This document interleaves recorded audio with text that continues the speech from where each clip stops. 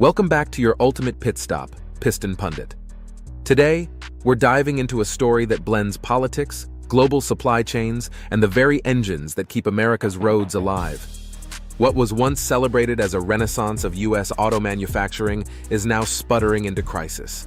Hyundai, the South Korean powerhouse that transformed Alabama and Georgia into automotive strongholds, finds itself at the mercy of policy whiplash.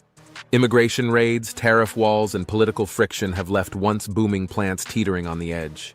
Communities are bleeding, investors are wary, and the bigger question looms: is America pushing away the very automakers it fought to attract?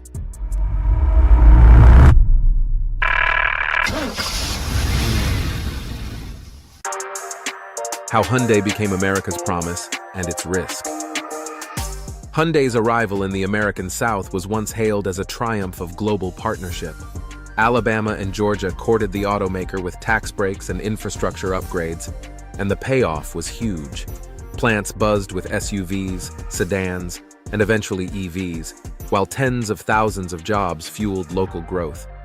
Entire towns flourished as restaurants, suppliers, and housing markets thrived on Hyundai's presence. But behind the success lay vulnerabilities. Modern auto manufacturing is deeply global, and Hyundai's U.S. operations still relied on imported batteries, wiring harnesses, and expertise from Korean technicians critical for EV battery production. This dependence left the company exposed to tariffs, immigration crackdowns, and shifting geopolitical currents. Consumer trust, built on affordability and generous warranties, also proved fragile. Rising costs from disrupted supply chains or tariffs quickly eroded Hyundai's price advantage. In effect, Hyundai's American story reflects globalization itself, celebrated when politics are stable, but precarious when policies turn punitive. And those vulnerabilities came into sharp focus during the shocking raid that stopped Hyundai's momentum in its tracks. The raid that stalled the engine. On September 4th, 2025, the U.S. carried out its largest single-site immigration raid at Hyundai and LG's battery plant site in Elabel, Georgia. Federal agents detained 475 workers, many South Korean specialists essential to final assembly, halting construction overnight and stalling a multi-billion-dollar project that was to anchor Hyundai's U.S. EV future. The disruption was immediate. Commissioning timelines collapsed, suppliers froze shipments, and contractors stopped work. Losing key technicians derailed battery calibration, leaving a state-of-the-art facility silent. Schedules planned years ahead unraveled in days. The political shock ran even deeper. Seoul condemned the raid, noting many detainees held valid visas, and a leaked memo revealed at least one legally documented worker was taken, fueling charges of overreach. South Koreans began questioning America's reliability as an investment partner. Investors across Asia and Europe were rattled.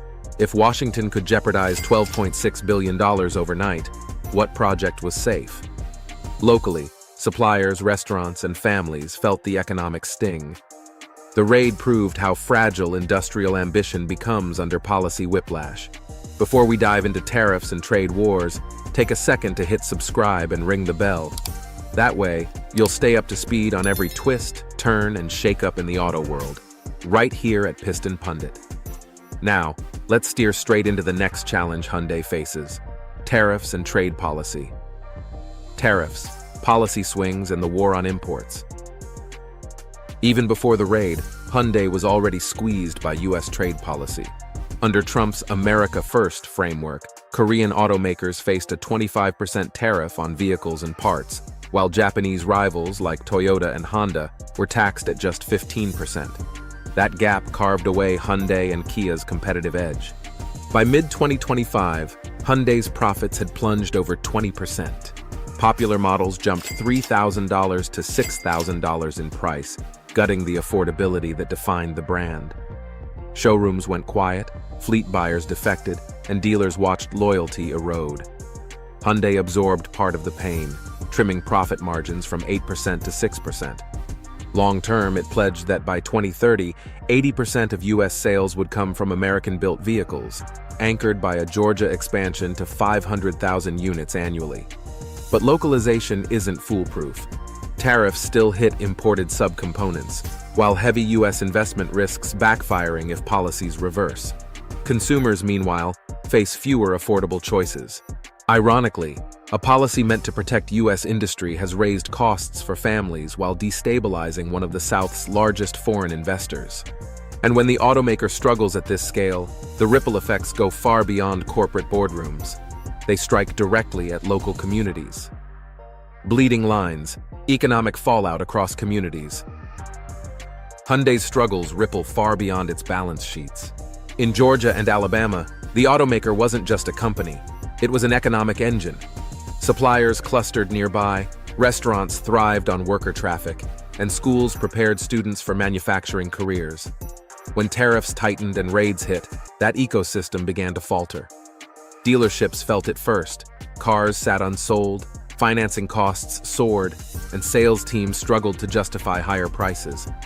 Workers braced for layoffs or reduced hours, while suppliers who invested in Hyundai tooling faced unpaid invoices or slashed orders. Restaurants and small shops in towns like Ellabelle and Montgomery saw tables empty as plant activity slowed. Local governments lost payroll and sales tax revenues, while colleges training EV technicians questioned whether those jobs would materialize. Most damaging was the psychological blow. Communities once convinced foreign automakers meant stability now doubted their durability. So the question became, would Hyundai retreat under pressure or fight back with a counterpunch of its own? Hyundai's counterpunch: retreat, reform, or reinvent? Amid crisis, Hyundai isn't retreating. In September 2025, it pledged a $2.7 billion expansion at its Georgia plant, boosting capacity by 200,000 units and aiming for 500,000 vehicles annually within 3 years.